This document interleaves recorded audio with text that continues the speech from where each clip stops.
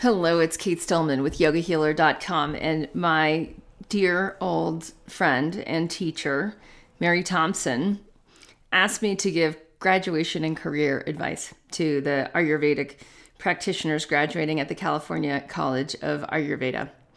And she says, I find the work you're doing in the world to be inspirational. Having known you as a student and to see what you have manifested since that time is certainly inspiring to me. I remember the first seeds of Yoga Healer that you shared with me in your tiny trailer on Lindsay's property.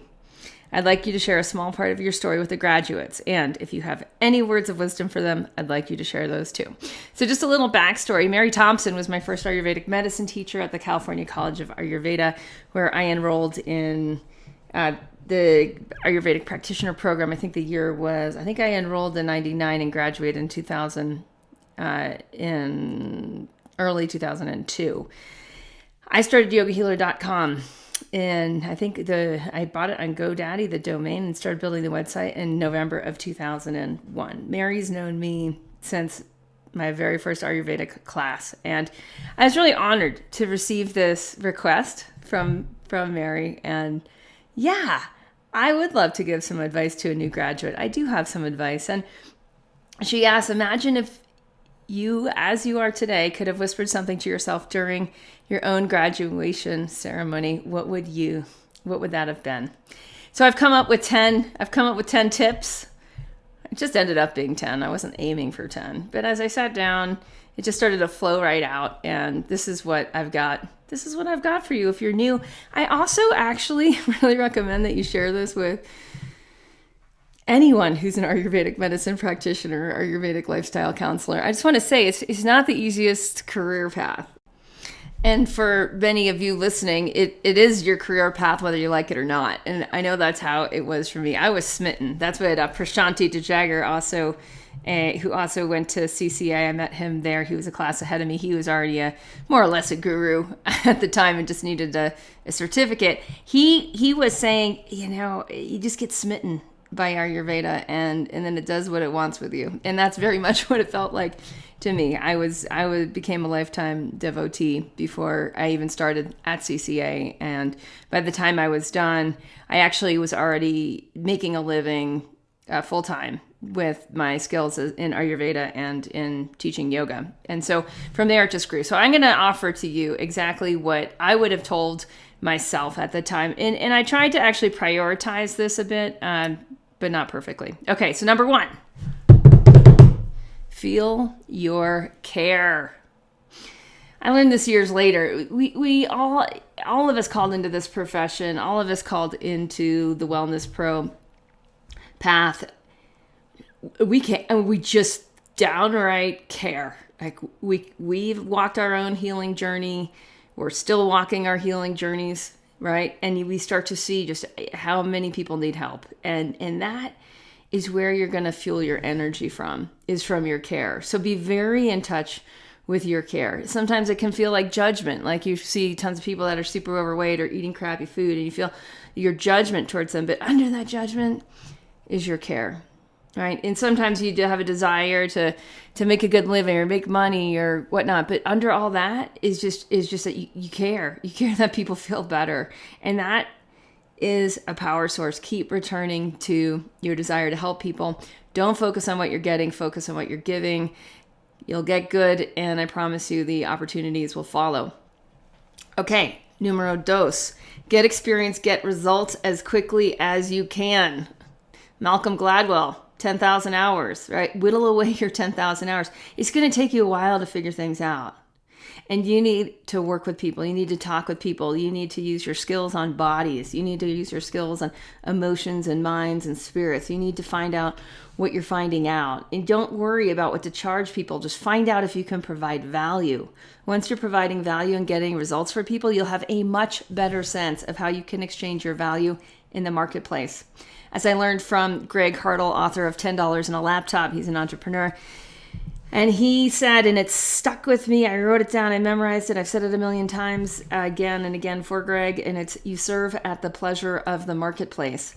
So in the beginning, your job is just to get experience and get results. Often as Ayurvedic practitioners, we think that like people will do what we say. They won't. I promise you, they will not do what you say, right? So you've got to figure out how to create a transformational journey for them, how to create an experience that enables them to get results, and how to do that with some speed, so it doesn't take forever for you to help people lose weight, so it doesn't take forever for you to help people improve their digestion, so it doesn't take forever for you to get people out of chronic pain, okay? Focus on getting experience and getting results.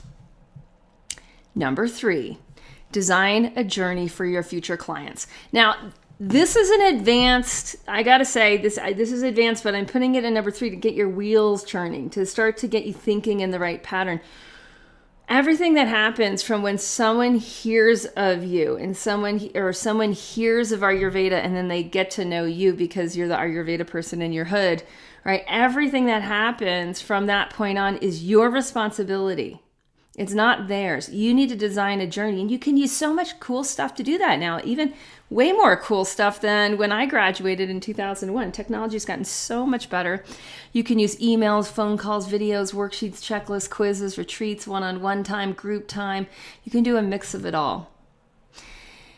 And what you want to do here is focus on where the people who come to you from, where they want to go. Right? Where's their A to B? A is I need help. B is I feel amazing. And design for that, right? And design an experience that you love, that you wish you could have gone on, right? And design for that so that every interaction someone has, once they hear about Ayurveda and connect your name to it, right? That is, you're proud of it and they love it and they're like, oh my gosh, this is amazing. Things just fall into place.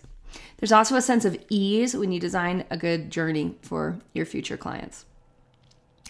Number 4, invest in learning a better business model as an Ayurvedic practitioner. So FYI, I grew up semi-affluent, and as a typical Pitta head, I had a strong affinity for the finer things in life. I also have an ego that's the size of a Mack truck. So I wanted to not just be good at my chosen career in Ayurveda and yoga, but I was driven to be great. I wanted to thrive, not survive, as a wellness pro. So implementing the right business model has made the biggest difference in income, but more importantly, it's made the biggest difference in the kind of impact that I have. I'm continually evolving a better business model. I can show you what we're doing at yogahealthcoaching.com/thrive. There's a free training there where I can get much more into it than in this quick list. So that's yogahealthcoaching.com/thrive. We'll put it in the show notes to this episode. The business model, it just makes everything make sense. It makes that journey I talked about, it makes the financial end of that make sense for not just you, but for the person that's investing in their wellness. Okay. Numero 5, find the people who want help. So you got to go to where the people are already hanging out, where people want help already are. Don't try to get people who don't want help to want help. Don't try to get people who don't want to come with you. Don't try to convince people they need your help. Okay, it does not work that way. There are plenty of people out there that are looking for someone that speaks their language, that understands where they're at, that can help them take the next baby step of their journey towards thrive. Get really interested in where your people are. Your people are out there. Believe in that just from your own desire, right? We talked about in the beginning, number 1, that you feel your care. If you have care, there's people that are also trying to find you. So if you believe in that, you can find the people who want your help. Number 6, invest in your interests. Notice your ahas. Pay attention to where your interests lead. This is part of trusting the Shakti, which is the creative force of the universe that arises as your own yearning to be more, to do more. Notice who you're noticing. Notice whose work you're attracted to.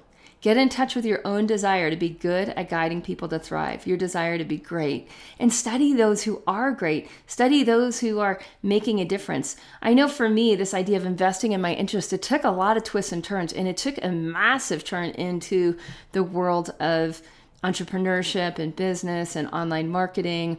It took a massive turn into self-publishing, and all I have to say is it was scary, like each step of the way, but I invested in my own interests. And oh my gosh, it pays off in spades over time. Okay, number 7, form a Pro Posse. This is big, you guys. This really is big. So stick together, form a mesh, or form even better yet, a mastermind. So you get stronger together. You can help each other to get established, and you can help each other take off. It's okay if a mastermind has mixed levels, right? So if there's some people that are ahead of you and some people that are behind you in certain ways, they should have different strengths that they also bring to the table, right? And one of the things that you'll find is if you study a mastermind model, which is the idea that a group of minds is better than one. And if you create a structure for that mastermind, how often you meet, what you do when you meet, what you're each there to get out of the experience, and you set up a strong structure, evolution will follow. So stick together, be in a mastermind. It doesn't have to cost you a dime. You can do it with your best friends from school. That's a great place to start. You can each invite a new friend in and get enough people that like to get it going. And really, I would advise somewhere, I'd keep it small in the beginning, somewhere between 4 and 6 members is what I recommend. Meet regularly, know each other's goals, track each other's goals, hold each other accountable to what you're doing next, and you'll have no problem getting your career started. Okay, number 8, learn the yoga of sales and marketing. Oh my gosh, this should really be number 1, but it's not. Okay, don't fall for the hype of the latest and greatest and how to grow your clientele. There's lots of workshops that are targeting you online. All I've got to say is that there's essentials. There's just basics. It's like the basics of alignment and the physiology. It's like the basics of hydrating and pooping. You need to learn the basics of sales and marketing. Respect the wisdom of the great teachers of sales and the great gurus of marketing. It's the yogic path of the marketplace, and it leads to having a bigger and deeper and more long-lasting impact. If you hold a holier-than-thou attitude towards sales and marketing and you can't get your hands dirty, you're very much limiting the kind of impact you can have and the kind of help you can provide the people who want your help. So learn how to market, learn how to sell, even before you know what you are marketing and what you are selling. Start now, and you'll be much better able to support yourself, and you'll be much better able to attract the kind of people that you most want to work with and that most want to work with you. I can't say this one enough. I would just press pause and rewind and replay this part like 5 times until it sinks in your head like this. I wish I had learned this earlier. Oh my goodness. Okay, number 9. Befriend technology and hire a techie virtual assistant. So whether you want to make a living or make a fortune, you live in the age of the search engine. You have the power to design an original and uniquely valuable experience for the people who want your help. So go ahead, right after this, search for yourself on the internet. Do you like what you see? Do you want someone to have that experience of clicking on you and finding out what's next, how to work with you? How can you improve the experience? How can you help them get more help? Well, along the ways, what you're going to find is that there's a lot of stuff that you don't want to do that helps people find you. I'm a big fan of hiring virtual assistants. I hired my first virtual assistant back in, probably 2006 or 2007. Right now I have a team. I think we've about maybe 14 contractors, global contractors around the world, and they speak of each other's teammates. They speak of each other's coworkers. You don't have to grow big fast. You can start slow. You can start with hiring part-time gigs. I use Upwork.com. I've had people design my website, write my Facebook ads, take care of all my customer service, take care of email campaign automation, things that improve my client's journey to success. All the things that I'm not good at, right? I get off my plate and onto someone else's plate so I can focus on helping people. Okay, become a better version of yourself. This is big too. I put this as number 10, not because it's last, but because usually the first and the last things stand out. I learned that through marketing, right? So when you make a list, make sure you want people to read your number 1 and your number 10. Little insider tip. All right, become a better version of you. Raise your own bar. Keep raising your own bar on what you're wanting to get better at and how you can help people. Know who you are. And this is part of becoming a better version of yourself, is you actually have to know who you are to begin with. Take a slew of personality tests. Study your personality tests. I love Gallup's Strength Finder. I love using DISC. I use How to Fascinate, Sally Hogshead personality test. I use Wealth Dynamics. Love Wealth Dynamics. That one's a little more expensive, but if you want to make money, it's worth it. You want to know your assets and you want to grow those assets. You want to find out your native genius and you want to develop that. This is huge. I mean, for me, once I found out through Wealth Dynamics I was a creator star, I stopped struggling with the fact that so many yoga teachers and so many of the bigger Ayurvedic gurus and guides, they have a lot of star in them. They want to be on stage. They want to have the mic. And I'm fine being star, right? But deep down, I'm a content creator. I'm a book writer. I'm a curriculum creator. I'm a tribe leader and builder. And my drive towards creation is stronger than my drive as a star. I don't know what you are. Some of you are mechanics, though. I'm sure of that, where you get into like the nitty gritty behind what's going on in someone's physiology. And just like a mechanic tinkering to find out exactly what's going to make all the things line up and work again, that's where your skills are. So until you know your personality, for me, I'm very, very strong in strategy and in execution and implementation. Like I'm sort of through the roof on those things. I'm also an innovator, avant-garde. I like to be at the head of things, in the front. The point is this: who you are and who I am is not the same. What's going to work for you in your career and what's going to work for me, not just in the business model and how we run our show, but really in how we want to design our entire experience and that journey for our future clients, right? A lot of that has to do with you and your personality and what you're doing when you're not even thinking about it, your natural state of being. I can't help but be innovative. It's just my DNA. It's who I am. But if I design my career around being innovative, now I've got a perfect match. Now I'm not trying to put a round peg in a square hole. So know who you are and become a better version of yourself. And whatever you do, never present yourself as knowing it all. Never present yourself as having it all together. You'll create more separation than connection, which will keep your clients from getting results. Not to mention you'll feel like a fraud. And I can't tell you how hard that lesson was for me to learn, especially in the first, 15 years, right? So I feel like I'm really just kind of getting down and dirty with this one, where this whole idea of being humble and being vulnerable, at the same time, you need to create a safe space for the people working with you. So just remember that it's all about the field of connectivity. It's all about authenticity. And to me, one of the things I've noticed has helped me so much in coaching, and I really see myself more as a coach than a practitioner, is that I'm coaching people to a better version of themselves, right? And I let them know, hey, P.S., I'm not done yet. This is what I'm working on right now.